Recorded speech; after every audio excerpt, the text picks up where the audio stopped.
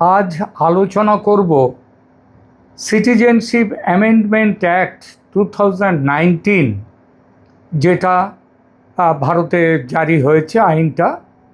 সেই আইনের যে রুলস, অর্থাৎ সিটিজেনশিপ অ্যামেন্ডমেন্ট অ্যাক্টে কী করে একজন তার নাম দেশের নাগরিক হিসেবে তুলতে পারেন, সেই ব্যাপারটা নিয়ে যে রুলস জারি হয়েছিল 2024 সালের শেষ দিকে। এই অ্যামেন্ডমেন্ট অ্যাক্টটা কি না, এই বাংলাদেশ, পাকিস্তান, আফগানিস্তান থেকে অত্যাচারিত হয়ে অমুসলিম নাগরিক যারা এদেশে এসছে, ভারতে এসে আশ্রয় নিয়েছে, তাদের এদেশের নাগরিক হওয়ার যে সুযোগ, সেইটা দেয়া হয়েছে এই সিটিজেনশিপ অ্যামেন্ডমেন্ট অ্যাক্ট 2019। এবং এই আইনে কাট অফ ডেট ইত্যাদি নিয়ে আলোচনা হয়েছে, সেখানে বলা আছে। কিন্তু প্রত্যেকটা আইন, এই আইনটা কার্যকর করতে গেলে যে রুলস, যে নিয়মাবলীর মধ্যে দিয়ে কার্যকর করা হয়, সেইটা চালু হয়েছে কিন্তু অনেকটা পরে, 2019-এর প্রায় 5 বছর পরে 2024-এ এটা হয়েছে। আজ এই রুলসের মধ্যে এমন দুটো বিষয় আছে, সেটা নিয়ে আমরা আলোচনা করব, যা নিয়ে প্রচুর বিভ্রান্তি এবং কৌতূহল রয়েছে। বিষয়টি হলো সিএএ বা নাগরিকত্ব সংশোধনী আইনের সাম্প্রতিক নিয়মাবলী।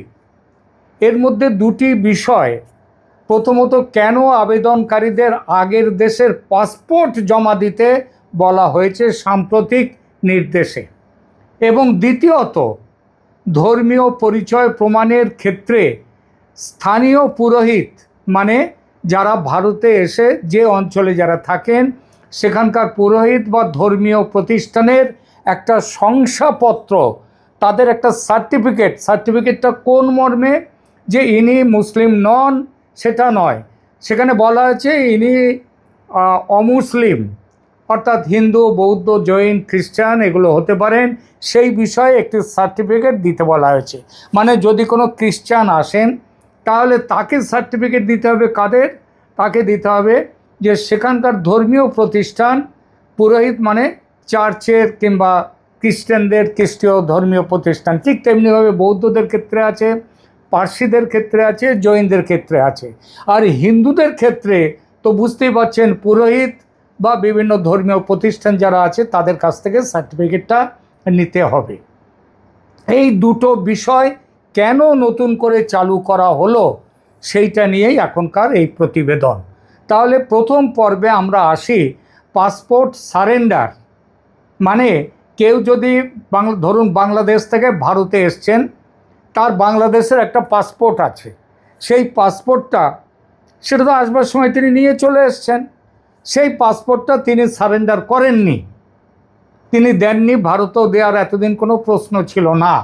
কিন্তু এখন বলা হচ্ছে এই পাসপোর্টটা সারেন্ডার করতে হবে, সেই কথাটা বলা হচ্ছে। কেন? আমরা সবাই জানি ভারতের নাগরিকত্ব আইন অত্যন্ত সুস্পষ্ট।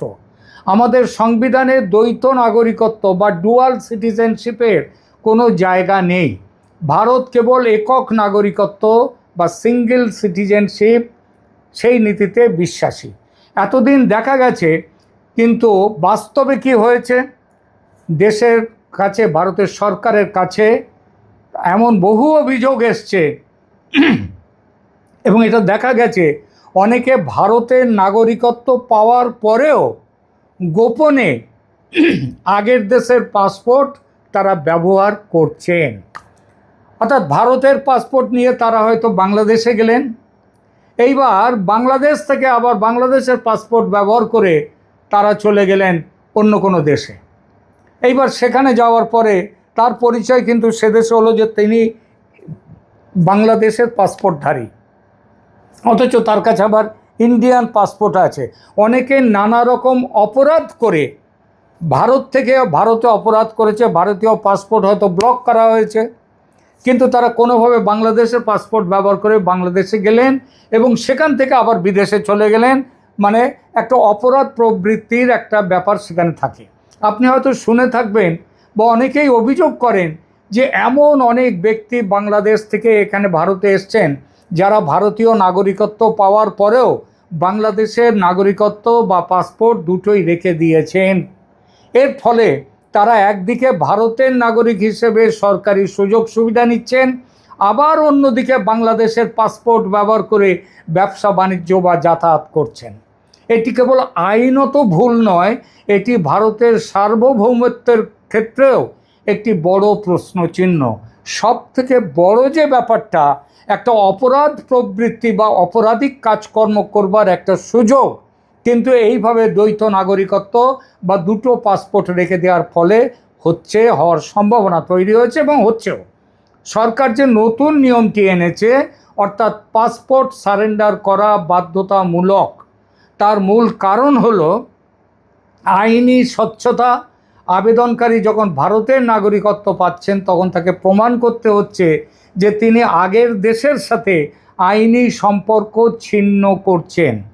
পাসপোর্ট সারেন্ডার মানেই হলো এই দেশের প্রতি আনুগত্য, তার আগের দেশের প্রতি আনুগত্য ত্যাগ করা।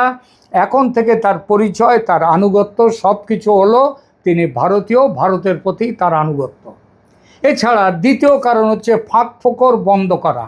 যারা দুই নৌকায় পা দিয়ে চলতে চাইছেন তাদের জন্য এই নিয়মটি একটি বড় বাধা। আমি জানি আমার পরিচিত এমন অনেকেই আছেন যারা দুটো পাসপোর্ট নিয়ে রেখে দিয়েছেন।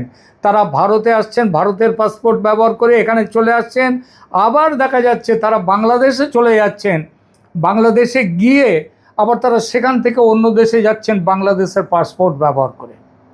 তো পাসপোর্ট জমা না দিলে বা বাতিল না করলে নাগরিকত্বের আবেদন প্রক্রিয়াটি সম্পন্ন হবে না, এখন থেকে এটা পরিষ্কার বলা আছে। আর এখন মনে রাখবেন, আর্টিফিশিয়াল ইন্টেলিজেন্স এমন জায়গায় চলে গেছে যে একজন তার যদি কোনো দেশের কোনো জায়গার তার পুরো ঠিকুজি কোষ্ঠী সব কিছু বার করে দিতে এই এআই এর মাধ্যমে বার করা যাবে। সুতরাং যারা সারেন্ডার করেননি বাংলাদেশের পাসপোর্ট বা পাকিস্তানের পাসপোর্ট বা আফগানিস্তানের পাসপোর্ট, তারা ভারতের নাগরিক যদি হওয়ার সময় তাদেরকে কিন্তু ভারতের ওই দপ্তরের কাছে তার পুরনো দেশের পাসপোর্টটা জমা করতে হবে। সুতরাং এটি কোনো রাজনৈতিক প্রতিহিংসা নয়, বরং ভারতের নাগরিকত্ব আইন 1955-র মূল কাঠামোর কঠোর বাস্তবায়ন। এইবার দ্বিতীয় পর্বে আলোচনায় যাই। ধর্মীয় শংসাপত্র কেন পুরোহিতের, এর জন্যে পুরোহিত বা ধর্মীয় সংস্থানের তাদের সার্টিফিকেটের কেন প্রয়োজন? এই দেখুন, ধর্মীয় পরিচয় প্রমাণের শংসাপত্র কেন দরকার? কেন সরকার স্থানীয় পুরোহিত বা চার্চ বা অন্য ধর্মীয় প্রতিষ্ঠানের ওপর এই দায়িত্ব দিল? কেন? তার কারণ আমরা জানি সিএএ এর অধীনে যারা আবেদন করছেন তারা দীর্ঘ সময় ধরে নিপীড়নের শিকার হয়ে বা জীবনের ঝুঁকি নিয়ে দেশান্তরী হয়েছেন। তাদের অনেকের কাছে পাসপোর্ট বা সরকারি নথিপত্র নেই, কারো কারো কাছে কোনো জন্ম নিবন্ধন পর্যন্ত নেই, কারো কারো স্কুল সার্টিফিকেট নেই। এই বিশাল জনসমষ্টির কাছে সরকারি প্রমাণ চাওয়াটা অনেক ক্ষেত্রে অবাস্তব হয়ে যায়। তাহলে উপায় কি? সরকার এখানে একটি সোশিওলজিক্যাল বা সামাজিক সমাধানের পথ বেছে নিয়েছে। স্থানীয় পর্যায়ের পরিচিতি বা রেপুটেড প্রতিষ্ঠানগুলো, যেহেতু যেখানে সে থাকেন তিনি, ওই যারা বাংলাদেশ থেকে কিংবা অন্য দেশ থেকে এসছেন, অন্য 3টি দেশ থেকে, এই ব্যক্তিকে দীর্ঘ সময় ধরে যারা চেনেন তাদের শংসাপত্রকে প্রমাণ হিসেবে মানা হচ্ছে। এখন প্রশ্ন হলো, পুরোহিত বা ধর্মীয় নেতা এটা কিভাবে বিচার করবেন? অনেকের মনেই প্রশ্ন জাগে, পুরোহিত বা ধর্মীয় নেতা কি কোনো জাদুকর? তিনি কিভাবে বুঝবেন আবেদনকারী হিন্দু নাকি অন্য ধর্মের? এখানে বিষয়টি ধর্মতত্ত্বের ধর্মতত্ত্বের দিকে যার যেমন তার পরিচিতি, তেমনি সামাজিক পরিচিতি। একজন পুরোহিত বা ধর্মীয় নেতা যখন শংসাপত্র দেন, তিনি কয়েকটি বিষয়ের উপর ভিত্তি করে এটা নির্ধারণ করেন। 1 নম্বর, সামাজিক আচার আচরণ। ওই আবেদনকারী ব্যক্তি তার দৈনন্দিন জীবনে কোন ধরনের আচার অনুষ্ঠান, পূজা পার্বণ পালন করেন, তিনি কি ধর্মীয় উৎসবে অংশগ্রহণ করেন, তার পারিবারিক রীতিনীতি কেমন। এই বিষয়গুলো ওই এলাকার মানুষের কাছে কিন্তু গোপন থাকে না। দীর্ঘমেয়াদী মেলামেশা, সেটা বোঝা যায়। স্থানীয় কোনো ধর্মীয় প্রতিষ্ঠানে ওই ব্যক্তি নিয়মিত যাতায়াত করেন কিনা, বা পুরোহিত বা ওই প্রতিষ্ঠানের সাথে তার দীর্ঘদিনের পরিচয় আছে কিনা, সেটা দেখা যায়। তৃতীয়ত, একটা ঐতিহাসিক পটভূমি থাকে। স্থানীয় ধর্মীয় প্রতিষ্ঠানগুলো অনেক সময় তাদের নথিতে বা ব্যক্তিগত স্মৃতিতে রেকর্ড রাখে যে ওই পরিবারটি কখন এসেছে এবং তারা কোন সম্প্রদায়ের অংশ হিসেবে সমাজের সঙ্গে মিশেছে। পুরোহিত এখানে কোনো সরকারি গোয়েন্দা নন, বরং তিনি একজন সাক্ষী হিসাবেই এই কাজটা করছেন। তিনি সাক্ষ্য দান করছেন, তিনি স্থানীয় সমাজের একজন নির্ভরযোগ্য প্রতিনিধি হিসেবে আবেদনকারীর পরিচয় নিশ্চিত করছেন।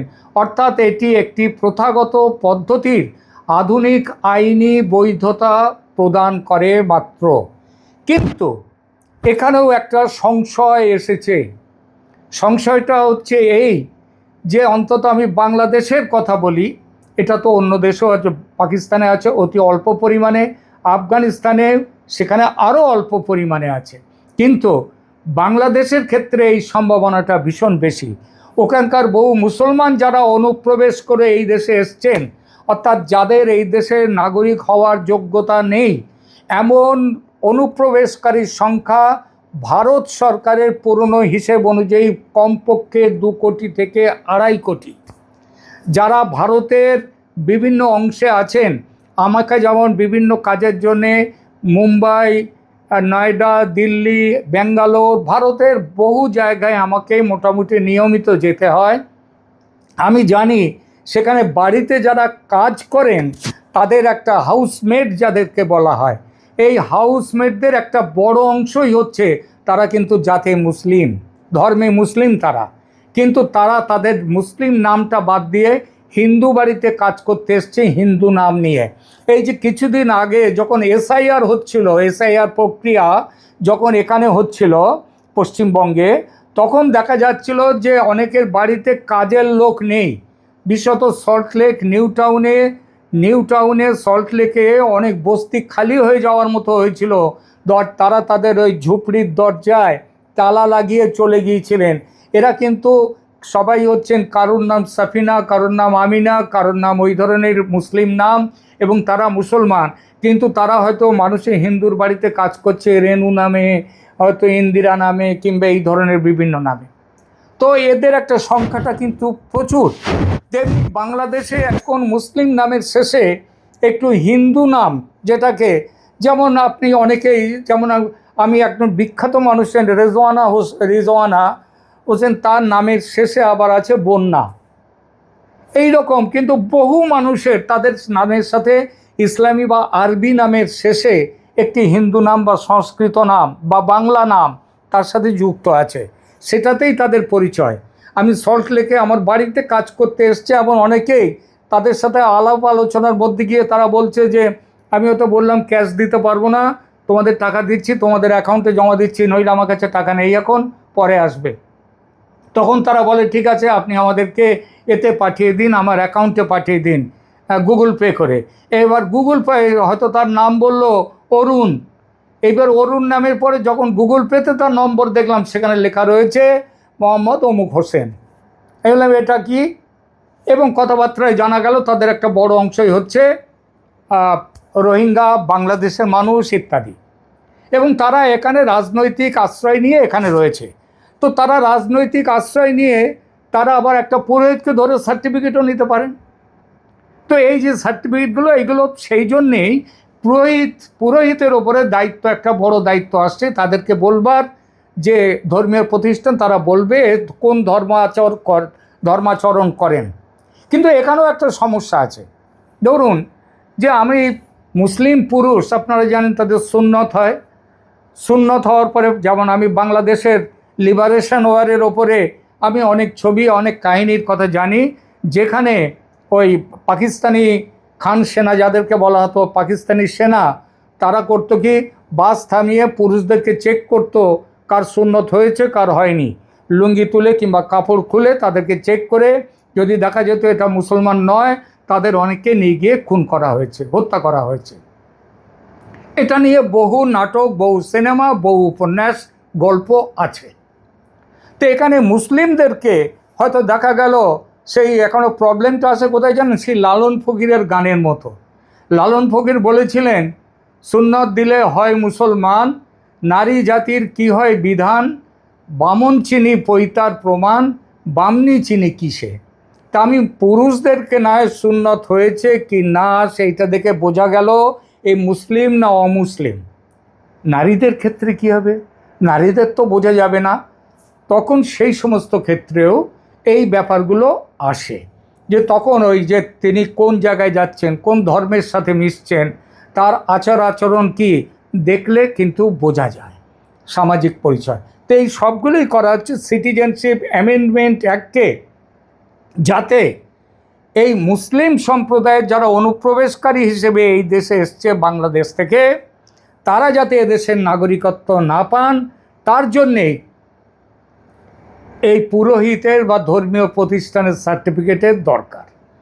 আবার তারা যাতে কোনো রকম অপরাধিক কাজকর্ম না করতে পারেন এবং দুই নৌকায় পা দিয়ে যাতে না চলতে পারেন, অর্থাৎ ভারত বাংলাদেশ দুই দেশেরই অধিবাসী হয়ে দুই দেশের সুবিধা ভোগ করা, এটা যাতে না করতে হতে পারে, তার জন্যেই এই দুটি বিশেষ নিয়ম সম্প্রতি চালু হয়েছে। তাহলে আমরা কি বুঝলাম? সরকার একদিকে যেমন আইনের কড়াকড়ি বাড়িয়েছে পাসপোর্ট সারেন্ডারের মাধ্যমে, অন্যদিকে মানবিক দিক বিবেচনা করে প্রমাণের ক্ষেত্রে কিছুটা নমনীয়তা এনেছে, সেটা হচ্ছে ধর্মীয় শংসাপত্রের মাধ্যমে। সব মিলিয়ে সিএএর এই নিয়মগুলো একদিকে যেমন জালিয়াতি বা দ্বৈত নাগরিকত্বকে রোধ করতে চায়, অন্যদিকে প্রকৃত আশ্রয় প্রার্থীদের জন্য ভারতের নাগরিকত্ব পাওয়ার পথটিকে আরও সহজতর করে দেবে। আপনারা কি মনে করেন প্রিয় দর্শক? এই নিয়মগুলো কি সঠিক ভারসাম্য বজায় রেখে তৈরি হয়েছে, নাকি আপনাদের মনে আরও কোনো সংশয় আছে? কমেন্ট করে আমাদের জানান। আজকের ক্যালকাটা ডায়ালগস এখানেই শেষ করছি। ভিডিওটি ভালো লাগলে শেয়ার করবেন, সাবস্ক্রাইব না করে থাকলে সাবস্ক্রাইব করবেন। দেখা হবে পরের পর্বে। ধন্যবাদ।